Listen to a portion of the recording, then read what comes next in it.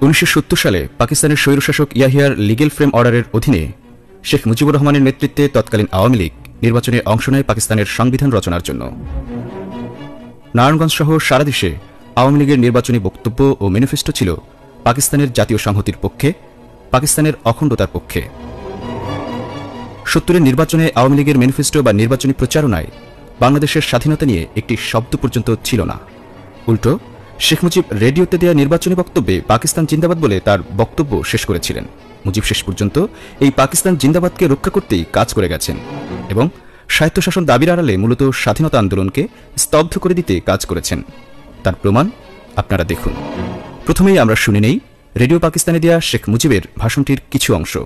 We believe that with the support and confidence of the people which our party enjoys, we shall inshallah be able to successfully to meet the challenge. Pakistan Jindabad. চলুন শেষের অংশটি আবার ভালো করে শুনি। Be able to successfully to meet the challenge. Pakistan Jindabad. আমরা কি শুনলাম? শেখ মুজিব নিজের কণ্ঠে পাকিস্তান জিন্দাবাদ বলে ভাষণটি শেষ করলেন। শেখ মুজিব আওয়ামী লীগ বা শেখ মুজিবের পরিবারের বাংলাদেশের স্বাধীনতার ব্যাপারে বিন্দু মাত্র কোনো অবদান নেই। আসুন আমরা প্রমাণ সহ এটি জাতির সামনে তুলে ধরব। শেখ মুজিবের পরিবার সম্পর্কে একটি কথাও কিন্তু আমার মন গড়া নয়, এর প্রমাণ আসুন আমরা দেখি। জাহিদ, স্ক্রিনে আনো প্লিজ অলিয়াদ সাহেবের বক্তব্য লেখা।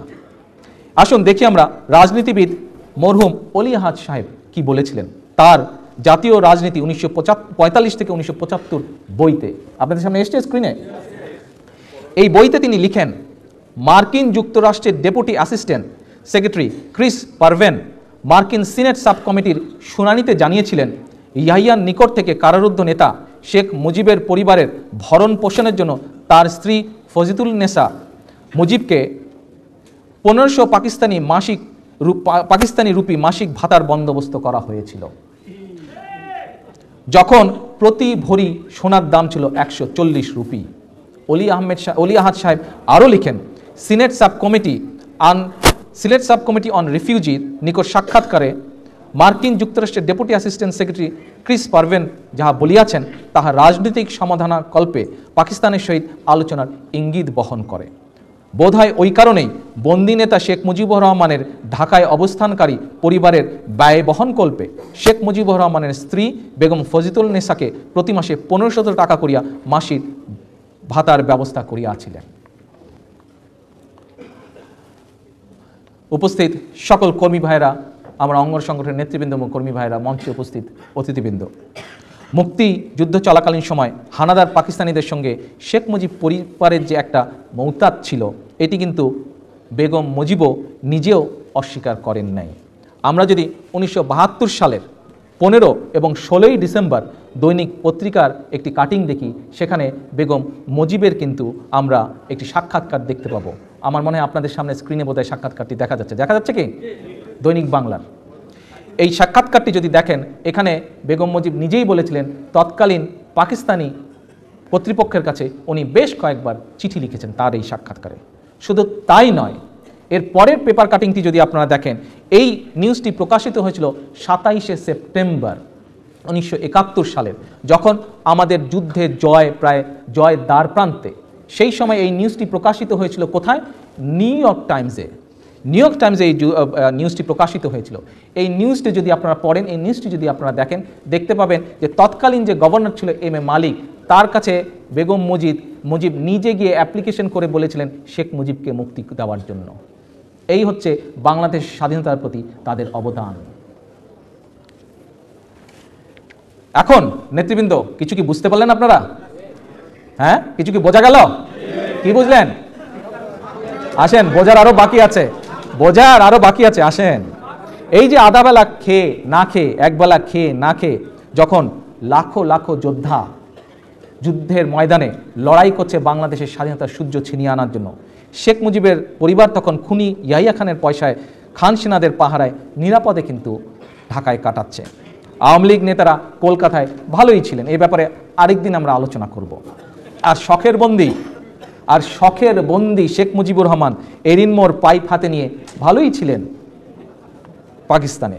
এখন একটা প্রশ্ন তো আমরা করতে পারি, একটা প্রশ্নও তো আমাদের মনে আসতে পারে, এই যে যেই ঘটনাগুলো আমরা জানলাম, শুনলাম, দেখলাম বিভিন্ন গুণীজনের বই থেকে, বিভিন্ন ইতিহাসের পাতা থেকে, একটি প্রশ্নও তো করতে পারি যে যেই পাকিস্তানি সৈন্যরা বাংলাদেশের স্বাধীনতাকামী মানুষের উপরে ঝাঁপিয়ে পড়ে নির্বিচারে হত্যা করেছে, হাজার হাজার মা বোনের সম্মান নষ্ট করেছে, অথচ অন্যদিকে আমরা কি দেখলাম? অন্যদিকে দেখছি আমরা যে শেখ মুজিব কি সুন্দর বহাল তবিয়তে আছেন, তার পরিবার কি সুন্দর প্রতি মাসে মাসোহারা পাচ্ছে।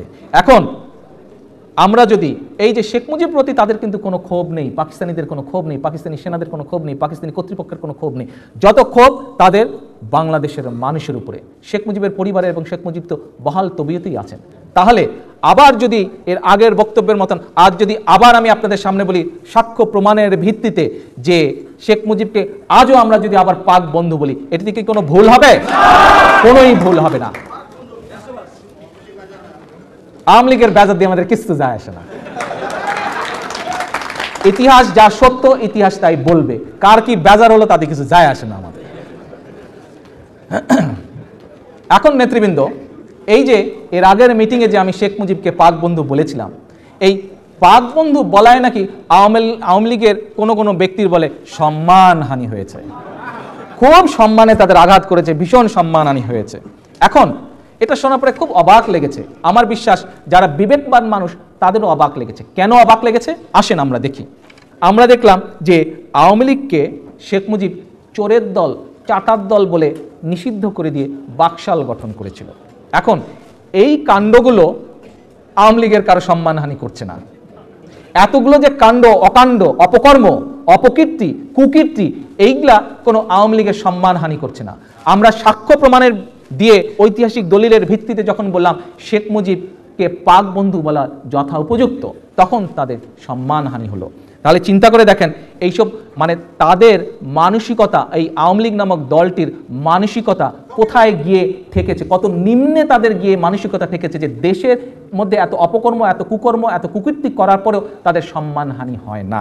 আসলে এটি বোঝার মতন তাদের বোধই নাই। আমি মনে করি এইসব অপকর্ম কুকীর্তি বোঝার মতন বোধই আওয়ামী লীগের নাই। কারণ এখন তারা এমনভাবে লুটপাট, জনগণের অর্থ সম্পদ লুটপাটে ব্যস্ত হয়েছে যে তাদের এই বোধশক্তি তারা হারিয়ে ফেলেছে। তবে আওয়ামী লীগের হয়তো এতে সম্মানহানি না হতে পারে এইসব অপকর্মের কারণে, কিন্তু আমরা যারা দেশকে ভালোবাসি আমাদের অসম্মান হয়। আমরা যারা মুক্তিযোদ্ধার সন্তান, যাদের পরিবার মুক্তিযুদ্ধ করেছে, আমাদের অসম্মান হয়। আমরা যারা নতুন প্রজন্ম, যারা দেশকে সামনে এগিয়ে নিয়ে যাবে, যারা এই দেশের ভিতরেই থাকে, যাদের এই দেশ ছাড়া আর কোনো ঠিকানা নেই, তাদের অসম্মান হয়। আওয়ামী লীগের হতে না হতে পারে, কিন্তু এই সকল আমরা যারা আছি আমাদের অসম্মান হয়। শেখ মুজিব কিংবা তার পরিবার তো নয়, এমনকি আওয়ামী লীগের সে সময়কার অধিকাংশ নেতাই, আপনারা যদি খেয়াল করে দেখেন, আওয়ামী লীগের অধিকাংশ নেতাই কিন্তু আমাদের মহান গৌরবের মুক্তিযুদ্ধে অংশগ্রহণ করে নাই, বরং তাদের অনেকেই সেই সময় ছিল বিদেশে পালিয়ে। একটা কথা সত্য, আওয়ামী লীগ হচ্ছে মুক্তিযুদ্ধকালীন একটি রাজনৈতিক দল। কথাটি খেয়াল করবেন, কি দল? মুক্তিযুদ্ধকালীন একটি রাজনৈতিক দল। এই দলটির নেতাদের মুক্তিযুদ্ধের নেতৃত্ব কিন্তু দেখা যায়নি। বাংলাদেশের স্বাধীনতা আন্দোলনের নেতৃত্ব দেওয়ার জন্য শেখ মুজিব নিজেও কিন্তু কখনো প্রস্তুতি নেয় নাই, তার দলকেও কোনো প্রস্তুতি কিন্তু সে নামাতে পারেনি বা নেয় নাই। এরকম কোনো কথা আজ পর্যন্ত আমরা শুনিনি, এরকম কোনো প্রমাণ নাই। বরং আমরা এখানে দাঁড়িয়ে আজ প্রমাণ করব যে আওয়ামী লীগ যে মুক্তিযুদ্ধ সময়কালীন একটি দল, কিন্তু মুক্তিযুদ্ধের পক্ষের যে দল না, সেটিও আমরা আগামী 5 মিনিটের মধ্যে ইনশাল্লাহ প্রমাণ করব দেশবাসীর সামনে ঐতিহাসিক তথ্যের ভিত্তিতে। এ কারণেই 25শে মার্চ রাতে পাকিস্তানি হানাদাররা স্বাধীনতাকামী বাঙালিদের উপরে আক্রমণ চালালে আওয়ামী লীগ নেতারা দেশ ছেড়ে পালায়। আসুন এবার আমরা কিছু তথ্য প্রমাণের ভিত্তিতে একটু দেখে নেই বাংলাদেশের স্বাধীনতা ও মুক্তিযুদ্ধে কি ছিল দল হিসাবে আওয়ামী লীগের ভূমিকা, বা কতটুকু ছিল তাদের এই যুদ্ধ প্রস্তুতি। জাতীয় মুক্তি কাউন্সিলের সভাপতি খ্যাতিমান কলামিস্ট বদরুদ্দিন ওমর 2014 সালের 17ই অগাস্ট দৈনিক যুগান্তর পত্রিকায় একটি নিবন্ধ লিখেন, 71 সালের যুদ্ধের কোনো প্রস্তুতি আওয়ামী লীগের ছিল না। আওয়ামী লীগ এটি নিয়ে কিন্তু কোনো কিছু বলতে পারেনি, প্রমাণ করতে পারেনি। আওয়ামী লীগের সাবেক পরিকল্পনা মন্ত্রী এ.কে. খন্দকার, যাকে আওয়ামী লীগ এখন কে খন্দকার বলে তাচ্ছিল্য করে, এ.কে. খন্দকার সাম্প্রতিককালে প্রকাশিত তার 71-এর ভিতরে বাইরে বইতে লেখেন নেতৃবৃন্দ সবাই খেয়াল করে দয়া করে কথাগুলো বিশেষ করে শব্দগুলো শুনবেন। লেখেন, মুক্তিযুদ্ধে আওয়ামী লীগের কোনো পূর্ব প্রস্তুতি ছিল না। আরও লেখেন, শেখ মুজিব 7ই মার্চের ভাষণ শেষ করেছিলেন জয় পাকিস্তান বলে। নেতৃবৃন্দ, আওয়ামী লীগের একটি পোস্টার আপনাদেরকে আমি দেখিয়েছি এবং এই যে খন্দকার সাহেবের কথাটি যে কত সঠিক এবং কত সত্য, সেই পোস্টার আজ তা প্রমাণ করে দেয়। নেতৃবৃন্দ, আপনাদের মনে আছে বোধহয় এলএফোন নির্বাচনের কথা আপনাদের একটু আগে আমি বলেছিলাম। সেই এলএফোন নির্বাচনের সময় কিন্তু সারা দেশে, ওটা রেডি করো, এলএফোন নির্বাচনে সারা দেশে কিন্তু আওয়ামী লীগ এবং শেখ মুজিব প্রচারণা চালিয়েছিল। ঠিক সেই নির্বাচনের নারায়ণগঞ্জে সেই সময় যে রেডিও ছিল, পাকিস্তান রেডিও তার একটা ছোট্ট ইন্টারভিউ নিয়েছিল। সেই ইন্টারভিউটা আপনাদেরকে এখন অডিওটা আমি আপনাদেরকে শোনাবো। দাও জহির। 1970 সালে পাকিস্তানের স্বৈরশাসক ইয়াহিয়ার লিগেল ফ্রেম অর্ডারের অধীনে শেখ মুজিবুর রহমানের নেতৃত্বে তৎকালীন আওয়ামী লীগ নির্বাচনে অংশ নেয় পাকিস্তানের সংবিধান রচনার জন্য। নারায়ণগঞ্জ সহ সারা দেশে আওয়ামী লীগের নির্বাচনী বক্তব্য ও ম্যানিফেস্টো ছিল পাকিস্তানের জাতীয় সংহতির পক্ষে, পাকিস্তানের অখণ্ডতার পক্ষে। 70-এর নির্বাচনে আওয়ামী লীগের ম্যানিফেস্টো বা নির্বাচনী প্রচারণায় বাংলাদেশের স্বাধীনতা নিয়ে একটি শব্দ পর্যন্ত ছিল না। উল্টো শেখ মুজিব রেডিওতে দেয়া নির্বাচনী বক্তব্যে পাকিস্তান জিন্দাবাদ বলে তার বক্তব্য শেষ করেছিলেন। মুজিব শেষ পর্যন্ত এই পাকিস্তান জিন্দাবাদকে রক্ষা করতেই কাজ করে গেছেন এবং স্বায়ত্তশাসন দাবির আড়ালে মূলত স্বাধীনতা আন্দোলনকে স্তব্ধ করে দিতে কাজ করেছেন। তার প্রমাণ আপনারা দেখুন। প্রথমেই আমরা শুনে নেই রেডিও পাকিস্তানে দেয়া শেখ মুজিবের ভাষণটির কিছু অংশ। We believe that with the support and confidence of the people which our party enjoys, we shall inshallah be able to successfully to meet this challenge. Pakistan Jindabad. চলুন শেষের অংশটি আবার ভালো করে শুনি। Be able to successfully to meet this challenge. Pakistan Jindabad. আমরা কি শুনলাম? শেখ মুজিব নিজের কণ্ঠে পাকিস্তান জিন্দাবাদ বলে ভাষণটি শেষ করলেন। আচ্ছা নেতৃবৃন্দ, এই যে খন্দকার সাহেব লিখেছেন ওনার বইয়ে যে জয় পাকিস্তান বলে শেষ করেছিল, তার কয়েকদিন আগের ঘটনা এটাই। সেখানেও কিন্তু শেখ মুজিব তার বক্তব্যে পাকিস্তানের পক্ষে স্লোগান দিয়ে তার বক্তব্য শেষ করলো। আপনারা নিজের কানে শুনলেন। এখন আওয়ামী লীগকে সমগ্রভাবে আমি চ্যালেঞ্জ জানাচ্ছি, যদি পারেন এইটি যে তার গলা নয় প্রমাণ করেন। আমরা বললাম এটি শেখ মুজিবের গলা। পৃথিবীতে যত রকম টেকনিক্যাল টেস্ট আছে যে কোনটি কোন মানুষের গলা বোঝা যাবার টেস্ট আছে, এই টেস্ট সবগুলো আমরা এই টেস্টগুলো আমরা ফেস করার জন্য রেডি আছে। পারলে আসেন। ওকে, এবার আমরা আসেন দেখি খন্দকার সাহেব আরও কি বলেছিলেন ওনার বইয়ে। খন্দকার সাহেব বলেছিলেন, মুক্তিযুদ্ধে আওয়ামী লীগের কোনো পূর্ব প্রস্তুতি ছিল না। শেখ মুজিব 7ই মার্চের ভাষণ শেষ করেছিলেন জয় পাকিস্তান বলে। প্রথমা প্রকাশনী নামে একটি প্রকাশনী আছে বাংলাদেশে। এই প্রকাশনীটি আরেকটি বই বের করেছিল। এই বইটি সম্পর্কে আপনাদেরকে এই বইটি থেকে অনেকগুলো রেফারেন্স এর আগেও আমি দিয়েছি, মুক্তিযুদ্ধের পূর্বাপর। এই বইতেও কিন্তু বিভিন্ন জায়গায় বিভিন্ন সময়ে বলা আছে যে শেখ মুজিব পাকিস্তানের পক্ষে স্লোগান দিয়ে তার বক্তব্য শেষ করেছিলেন 7ই মার্চ। একে খন্দকার, মরহুম প্রধান বিচারপতি হাবিবুর রহমান সহ আরও অনেকেই এই কথার সমর্থন তাদের বইতে উল্লেখ করে গেছেন। এখন সারা দেশবাসী আমরা জানি যে স্বাধীনতা যুদ্ধের প্রস্তুতি না নিয়ে পাকিস্তানের প্রধানমন্ত্রী হওয়ার জন্য শেষ পর্যন্ত ইয়াহিয়ার সঙ্গে আলোচনা চালিয়ে গিয়েছিল শেখ মুজিবুর রহমান। এই প্রসঙ্গে মুক্তিযুদ্ধকালীন প্রধানমন্ত্রী তাজউদ্দিন আহমেদের ব্যক্তিগত সচিব মাইদুল হাসান তরফদার তার মুক্তিযুদ্ধ ভিত্তিক বই মুক্তিযুদ্ধ 71 বইতে কিছু কথা লিখেছেন। নেতৃবৃন্দ, কথাগুলো শুনেন। আলোচনার উদ্দেশ্য সম্পর্কে এই যে 17ই মার্চ থেকে 71 সালের 25শে মার্চ পর্যন্ত আলোচনা হচ্ছে, এই প্রসঙ্গে এই কথাগুলো কে বলেছে?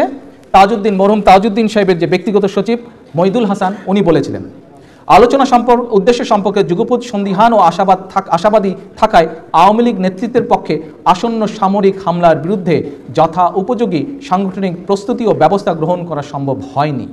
সম্ভবত এ কারণেই 25 বা 26শে মার্চের মধ্যরাতে টিক্কার সমর অভিযান শুরু হওয়ার আগ পর্যন্ত আওয়ামী লীগ নেতৃত্ব স্বাধীনতার সপক্ষে সুস্পষ্ট সিদ্ধান্ত গ্রহণ করে উঠতে পারেনি। শেষ মুহূর্তে আওয়ামী লীগ নেতা ও কর্মীদের নিরাপদ স্থানে সরে যাওয়ার নির্দেশ দিলেও সহকর্মীদের সকল অনুরোধ উপেক্ষা করে সম্পূর্ণ নিজের সিদ্ধান্ত অনুযায়ী শেখ মুজিব রয়ে গেলেন নিজের বাসভবন থেকে। সেখান থেকে গ্রেফতার হলেন হত্যা যজ্ঞের প্রহরে। আমার কর্মী ভাইরা, লাস্ট লাইনটা আপনারা খেয়াল করেন, কারণ লাস্ট লাইনটাতে আমরা আবার ফিরে আসব একটি কথাকে ঘিরে। লাস্ট লাইনটা কি ছিল? সেখান থেকে গ্রেফতার হলেন হত্যাযজ্ঞের প্রহরে, অর্থাৎ পাকিস্তানি বর্বর বাহিনী যখন হত্যাযজ্ঞ শুরু করলো ঠিক তার আগের মুহূর্তে শেখ মুজিব নিজেই সারেন্ডার করে দিল পাকিস্তানি আর্মির কাছে নিজেকে। প্রবীণ রাজনীতিবিদ মরহুম অলি হাদের জাতীয় রাজনীতি 1945 থেকে 75 বইতেও একই কথার সমর্থন পাওয়া যায়। কি সমর্থন? এই বইয়ের 424 এবং 425 পৃষ্ঠায় তিনি লেখেন, প্রসঙ্গত ইহা উল্লেখ্য যে ইতিমধ্যে আমি সর্বজনাব আব্দুল মালিক উকিল, জহুর আহমেদ চৌধুরী, আব্দুল হান্নান চৌধুরী, আলী আজম, খালেদ মোহাম্মদ আলী, লুৎফুল হাই সাচ্চু প্রমুখ আওয়ামী লীগ নেতার সহিত বিভিন্ন সময় আলোচনাকালে নেতা শেখ মুজিবুর রহমানের ভবিষ্যৎ কর্মপন্থা বা লক্ষ্য সম্পর্কে কোনো নির্দেশ দিয়েছিলেন কিনা জানিতে চাইছিলাম। তারা সবাই স্পষ্ট ভাষায় ও নিঃসংকোচে জবাব দিলেন যে 25শে মার্চ পাক বাহিনীর আকস্মিক অতর্কিত হামলার ফলে কোনো নির্দেশ দান কিংবা পরামর্শ দান নেতার পক্ষে সম্ভব হয়নি। অথচ স্বাধীনতা উত্তরকালে বানোয়াটভাবেই বলা হয় যে তিনি পূর্বাহি নির্দেশ প্রদান করিয়াছিলেন। বাংলাদেশের মুক্তিযুদ্ধে আওয়ামী লীগের ভূমিকা নিয়ে এবারে আমি আপনাদের সামনে মহিউদ্দিন আহমেদ, আপনারা কিছুদিন আগে দেখেছেন পত্রিকায় মহিউদ্দিন আহমেদ সাহেবের একটি বই প্রকাশিত হয়েছে, সেটির অংশবিশেষ বিভিন্ন পত্রিকায় ছাপা হয়েছে। দেখেছেন কি আপনারা? অনেকেই দেখেছেন, হয়তো সবাই দেখেননি, অনেকেই দেখেছেন। বইটির নাম হচ্ছে জাসদের উত্থান পতন, অস্থির সময়ের রাজনীতি। বইয়ের 71 পৃষ্ঠা থেকে জাসদের তাত্ত্বিক নেতা হিসেবে পরিচিত বিশিষ্ট রাজনীতিবিদ সিরাজুল আলম খানের একটি পর্যবেক্ষণ উল্লেখ করতে চাই আমি। নেতৃবৃন্দ, এটি সিরাজুল আলম খান সাহেবের সাথে আপনারাও বলতে পারবেন, শুনে নেন ভালো করে। সেখানে সিরাজুল আলম সাহেব কি বলেছিলেন ইনভাইটেড কমার ভিতরে, আওয়ামী লীগ ছিল অ্যান্টি লিবারেশন ফোর্স, অর্থাৎ বাংলা সহজ করলে দাঁড়ায় আওয়ামী লীগ ছিল মুক্তিযুদ্ধের বিপক্ষের দল। সিরাজ সাহেব আরো বলছেন, আওয়ামী লীগ তো 6 দফা থেকে 1 ইঞ্চিও আগে বাড়তে চায়নি। শেষের কথাটি ভেরি ইন্টারেস্টিং। শেষের কথাটি উনি কি বলেছেন? এদের সত্যিকার চেহারা জানতে পারলে মানুষ এদের গায়ে থুতু দিবে। বইটির উদ্ধৃতি দিয়ে বিভিন্ন পত্রপত্রিকায় প্রকাশিত হয়েছে, বিভিন্ন খবর, বিভিন্ন আর্টিকেল প্রকাশিত হয়েছে। আপনারা যেরকম পড়েন বাংলাদেশের বিভিন্ন পত্রিকা আর্টিকেল, আমিও কম বেশি প্রায় প্রতিদিন পড়ি। সিরাজুল আলম খান সাহেবের এই কথার বিপরীতে আজ পর্যন্ত কেউ কোনো প্রতিবাদ দিতে পারেনি, কেউ কোনো বক্তব্য আওয়ামী লীগের পক্ষ থেকে উপস্থাপন করতে পারে নাই। নেতৃবৃন্দ, ইতিহাস সাক্ষী জনগণের স্বাধীনতার আকাঙ্ক্ষাকে পুঁজি করে ঐক্যবদ্ধ পাকিস্তানের প্রধানমন্ত্রী হওয়ার লোভের কারণেই মাত্র 9 মাসের মুক্তিযুদ্ধে এতগুলো লক্ষ প্রাণ মানুষকে দিতে হয়েছে, লক্ষ মানুষের প্রাণ দিতে হয়েছে। অথচ স্বাধীনতাকামী জনগণের উপরে পাকিস্তানিদের আক্রমণের প্রস্তুতির কথা বারবার জানানোর পরেও মুজিব কোনো পদক্ষেপ নেয় নাই। আসুন, এর আগে আমি বলেছি, আপনারা আমার সাথে একমত হয়েছেন যে পাকিস্তানের বাংলাদেশের স্বাধীনতার প্রেক্ষাপটে দাঁড়িয়ে যদি কেউ পাকিস্তানের পক্ষে স্লোগান দেয় তাহলে তাকে কি বলা যেতে পারে? রাজাকার। যেই লোক পাকিস্তানের জন্য দরদ, পাকিস্তানের পক্ষে কথা বলে তাকে বাংলার বন্ধু না বলে কি বলা যায়? পাক বন্ধু। আসেন,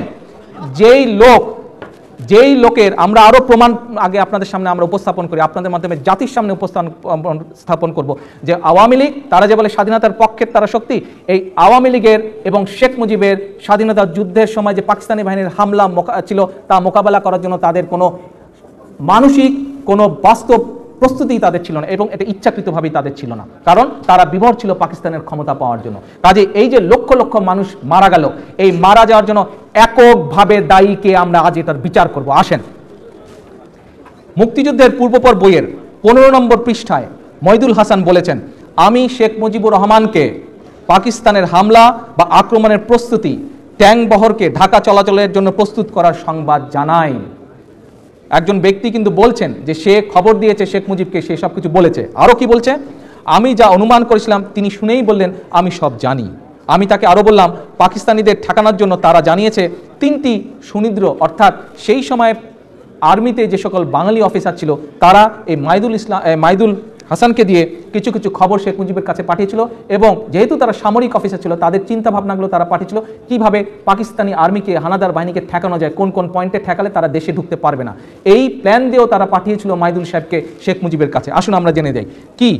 আমি তাকে আরও বললাম, পাকিস্তানিদের ঠেকানোর জন্য তারা জানিয়েছে 3টি সুনির্দিষ্ট কাজ করতে হবে। 1, নারায়ণগঞ্জে যে গোদনাইল পিওএল ডিপো আছে সেটি অকেজো করতে হবে। 2, ঢাকা বিমানবন্দর ব্যবহারের অনুপযোগী করতে হবে। 3, চট্টগ্রাম সমুদ্র বন্দর দখল করতে হবে। এগুলো করার মতন পর্যাপ্ত বাঙালি সৈন্য ছিল। শেষের লাইনটি খেয়াল করুন, এগুলো করার মতন পর্যাপ্ত বাঙালি সৈন্য তখনও ছিল।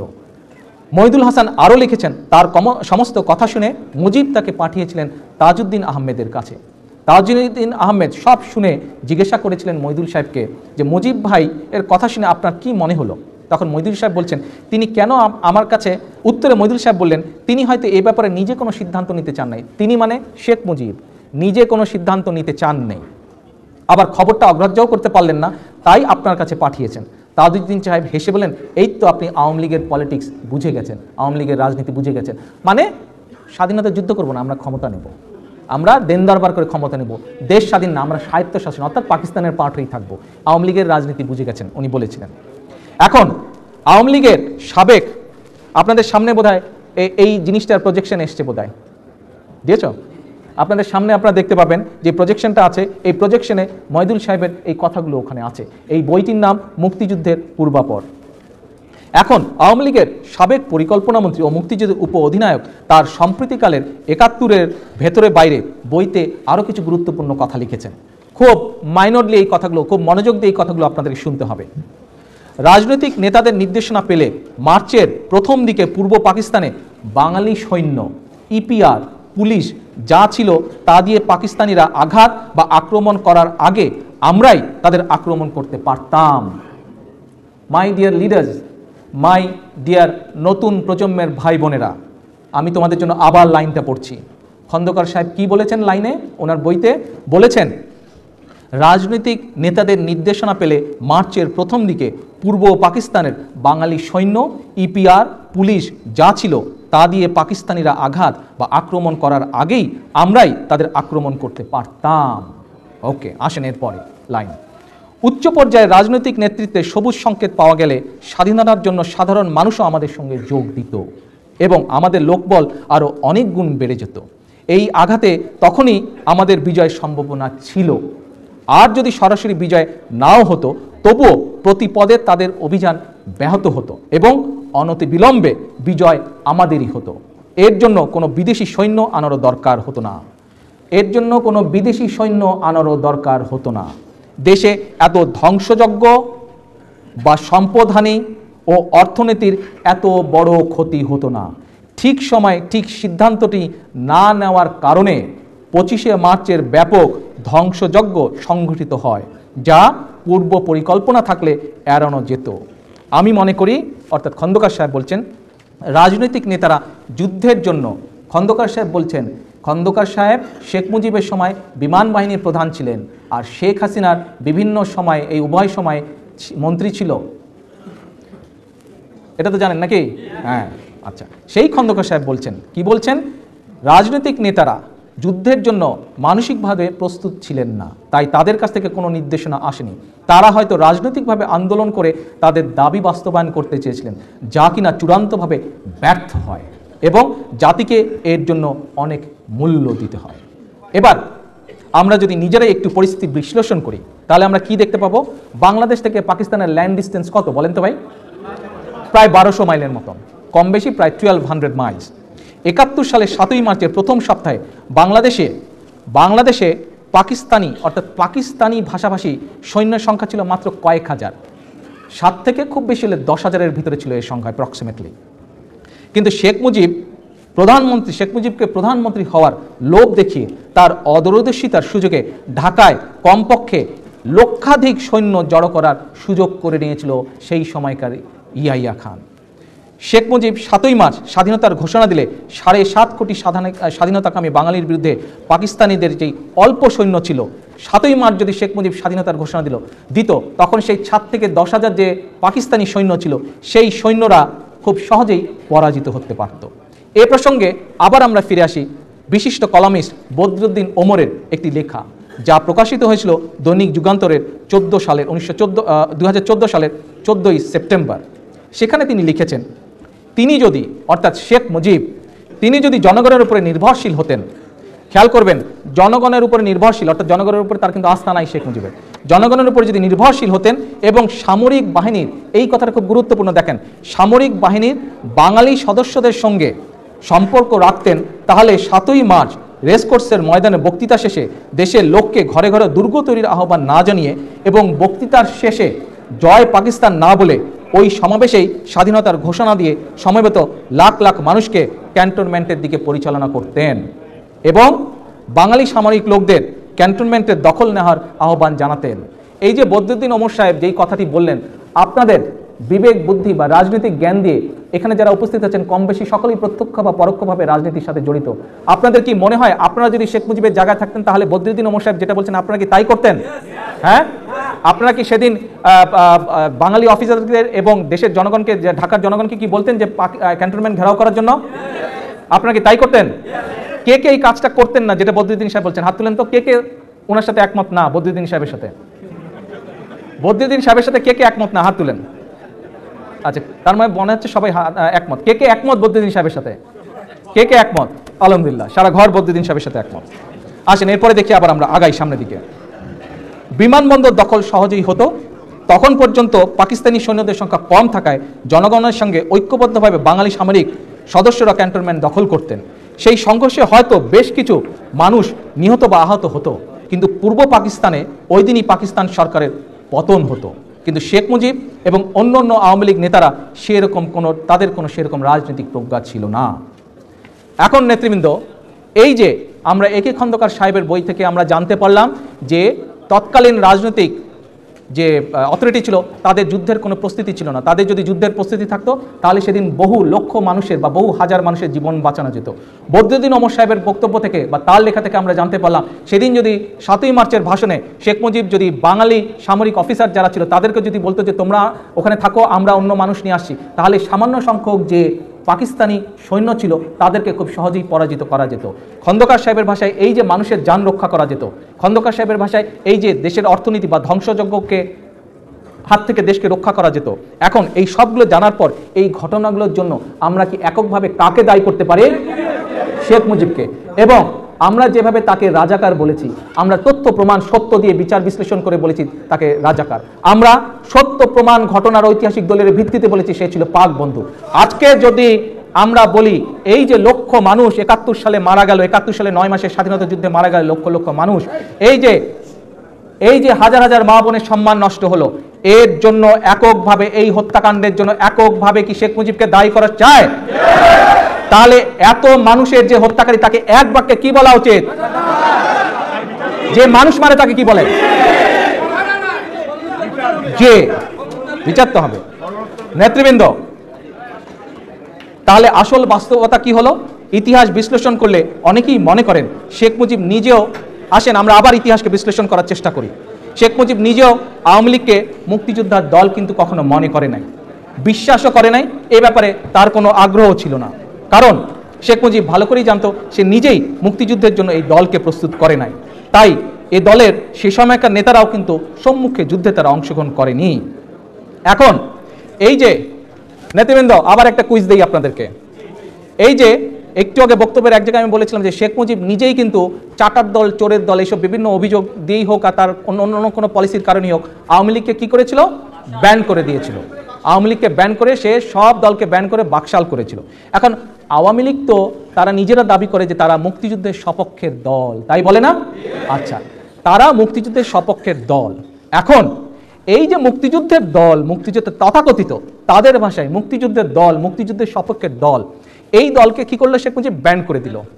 আরে মুক্তিযুদ্ধের সপক্ষে শক্তিকে তুমি ব্যান করে দিলে তাহলে তুমি সবচেয়ে বড় রাজাকার রে ভাই, লজিক আসে?